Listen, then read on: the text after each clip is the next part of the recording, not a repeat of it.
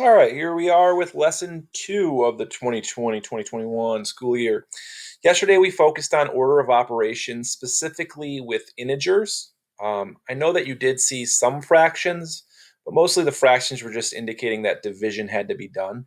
Today we're going to introduce order of operations with rational numbers. So we're talking fractions, like fractions that can't reduce, fractions that we can't divide. So we got to go over and realize, what do we do with fractions again? So the first step is we're going to talk about a warm-up. So the warm-up again should be done before you start the video. So hopefully you've already looked at this slide and you're thinking, all right, a rational number is a number that can be written as a fraction. Write down a few examples of rational numbers. Use as many different kinds of numbers as you can. Okay, so another specific definition of a rational number is that it has to be the ratio of two integers. So some people might say, oh, okay, here's a fraction, 4 over 0.1. Now that's actually called a complex fraction because you have a ratio within a ratio. So that would not be a rational number, that would be a complex fraction. So that would be no good. But 2 over 3. That's a fraction, okay? Negative 11 over 6. That's a fraction. You might see a mixed number that contains a fraction, negative 2 and 1/3. That's a ratio. That's a fraction, okay? So those are examples. All right, so let's move on to just more of what the shared lesson looks like. So here's a nice key. I hope that you write this into your notes or you keep this somewhere, but it shows the difference between what you need to do when you're adding fractions, what you need to do when you're subtracting fractions, what you need to do when you're multiplying and dividing fractions. Addition and subtraction with fractions, is actually harder than multiplication and division. The key to addition and subtraction, which I'm going to highlight, is that you need to have common denominators. If you do not have common denominators, you must make them common before you may proceed. So, for instance, I can do 1/3 plus 2/3 right away, but I can't do 1/3 plus 2/5. I need to find a common denominator and then add together. So addition and subtraction is actually much more difficult than multiplication and division. With multiplication and division, you don't really care about the denominators. You get to multiply them, so it doesn't matter. So 1/2 times 1/3, 1/2 times 1/2, they're both equally easy, or not easy, but they're the same process. So let's get into actually trying some of these. You can always refer back to this table when you're doing these so that you know exactly what process you need to go through. So first question, we have addition. So if you look back at the table, addition, you need a common denominator. If you have any mixed numbers, you need to make them improper, and then you need to simplify. We have all of that. Okay, we have a mixed number, we have addition, we have an improper fraction, we have everything. So I have to go through and first make any mixed number into an improper fraction. So 2 and 1/9, okay, maybe back in the day, mixed numbers were good. I'm going to tell you right now, in algebra, accelerated algebra, mixed numbers aren't great. Okay, sometimes in word problems they make sense, some other times, but when you're working with them in an order of operation situation or in an equation, more times than not, we're going to be asking you to change them into improper fractions. Improper fractions you can find reciprocals of. Mixed numbers you can't. Mixed numbers are tough to deal with in algebra, whereas improper fractions are much easier to deal with. So 2 and 1/9, how do I take that and make that into an improper fraction? It's a simple process. We take the whole number and we multiply it by the denominator. So I have 2 times 9, which is 18, and then I add whatever's on the numerator. So 2 times 9 plus 1. So I get 18 plus 1, which is 19 ninths. And then I have this plus -5. Personally, for me, again, this is sort of an accelerated algebra thing. I don't like seeing plus negatives anymore. I just want to know, am I adding or am I subtracting? When you're adding a negative, you're actually subtracting it. So I'm subtracting 5/3. Okay? Sometimes when I have two signs, it confuses me. So now I know right away, whatever I get there, I'm subtracting it. Be great if these denominators were the same, but they're not. So I can't go on until I get these two to match up. Right now I have 9 and 3. So when you're finding a common denominator, it's key that you try to find the lowest common denominator. So you're asking yourself, what do these have in common in terms of multiples? 9 and 3. Probably know right away. 3 goes into 9, right? So 3, 3, 3. You can do 3 times 3 and get to 9. So that's good. So the common denominator is actually going to be 9 for this, which is nice, which means I don't have to even change my first fraction. It stays as 19 ninths. My second fraction, in order to make my denominator 9, I actually have to multiply it by 3. So whatever I do to the bottom, I also have to do to the top. I have to stay consistent. Because if you multiply by 3 over 3, you're actually only multiplying by 1. And if you multiply by 1, you're not actually changing the value of the original number.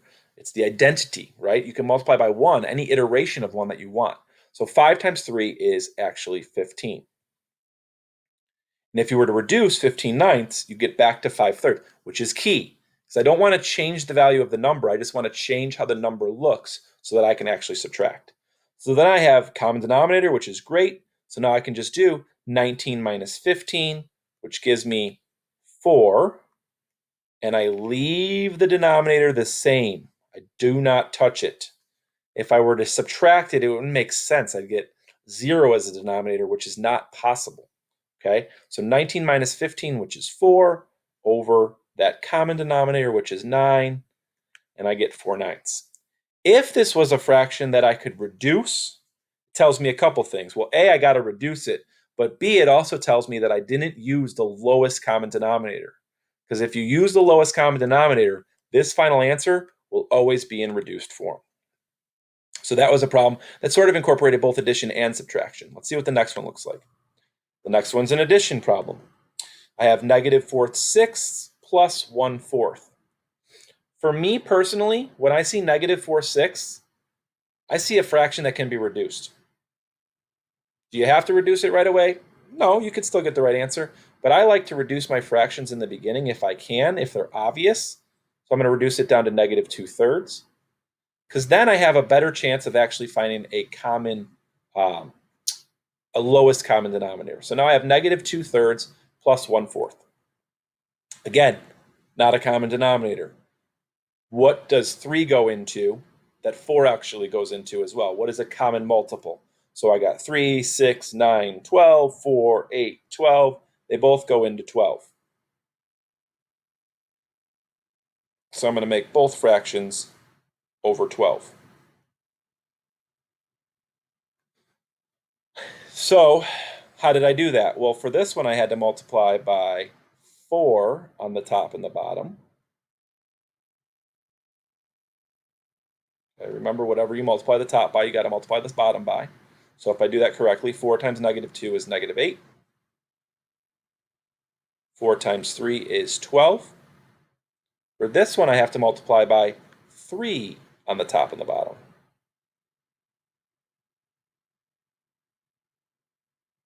So 1 times 3 is 3.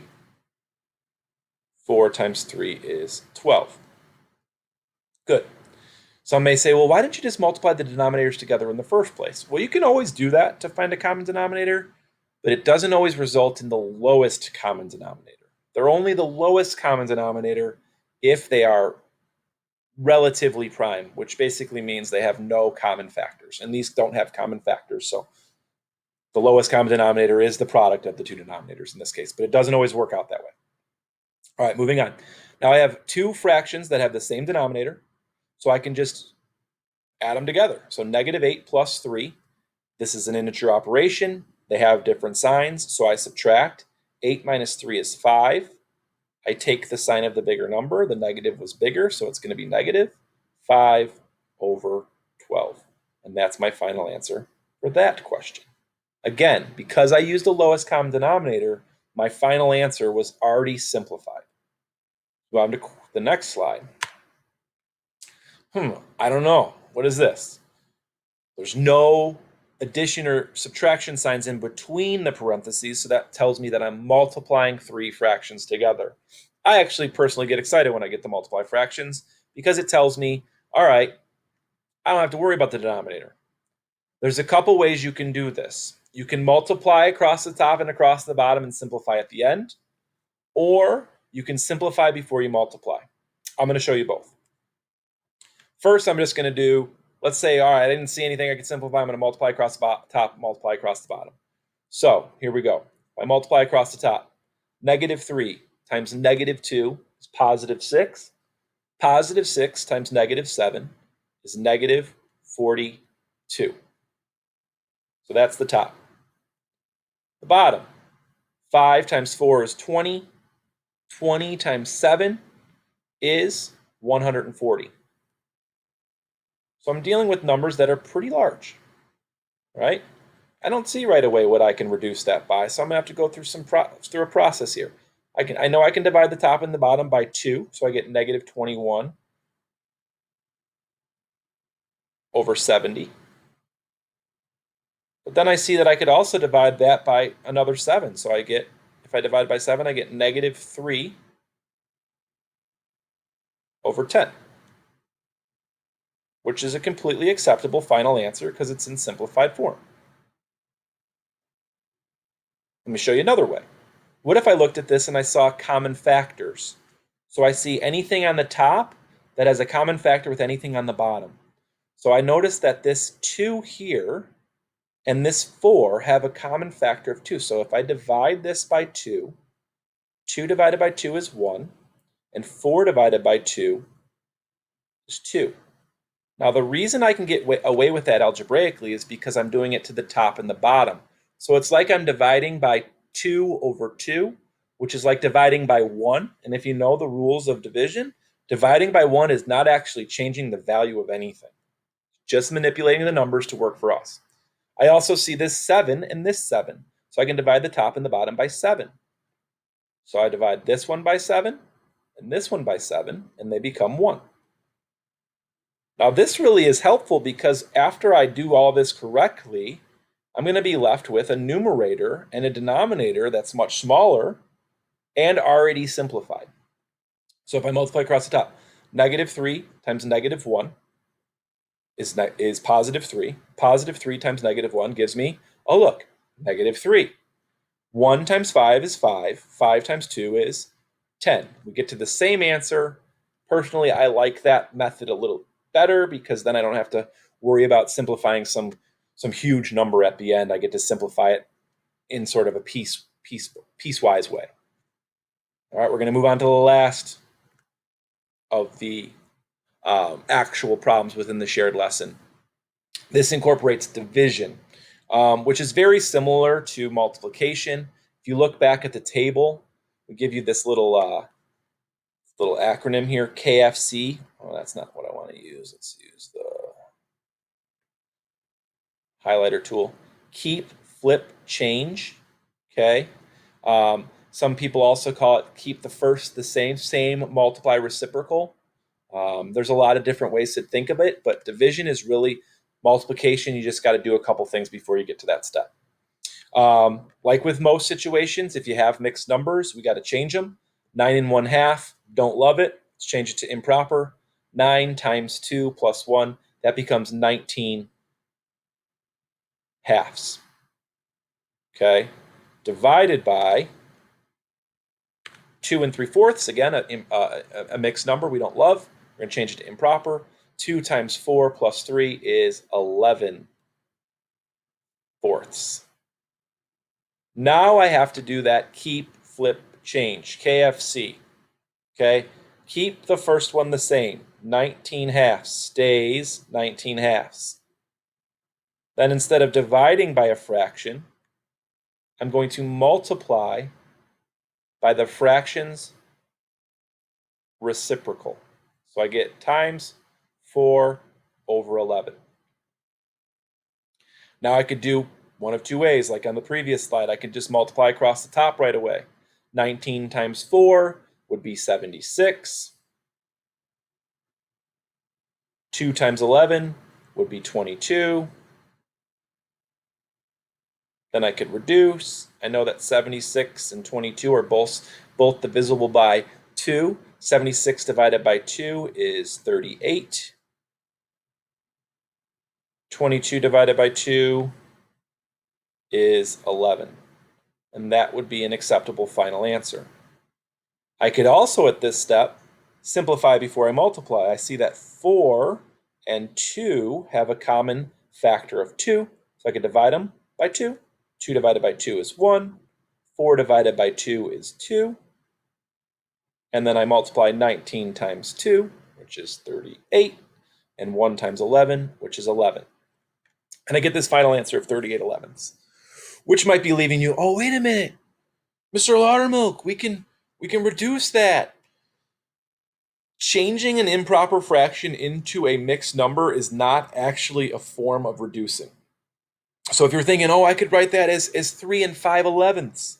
Yes, you could, but we don't need to. We prefer, as algebra teachers, improper fractions. So leave it as 38 elevenths, and that's going to be better. Okay, in the long run, impropers are where we're going to want to go this year. So that's my final answer. So to wrap it up, let's look at the final slide. When you're adding and subtracting, we want to make them improper, find common denominators, then add across the top and keep the bottom. If we're multiplying, we want to simplify first, then multiply the numerators, then multiply the denominators, then simplify again. Again, simplify. It just makes your life easier. Division, we have that KFC, okay, or KCF. I don't know why I was calling it KFC. Keep, change, flip. Keep the first one, change the sign, then flip the second one. And then you follow your steps for multiplication. So that's how you do the different operations within rational numbers.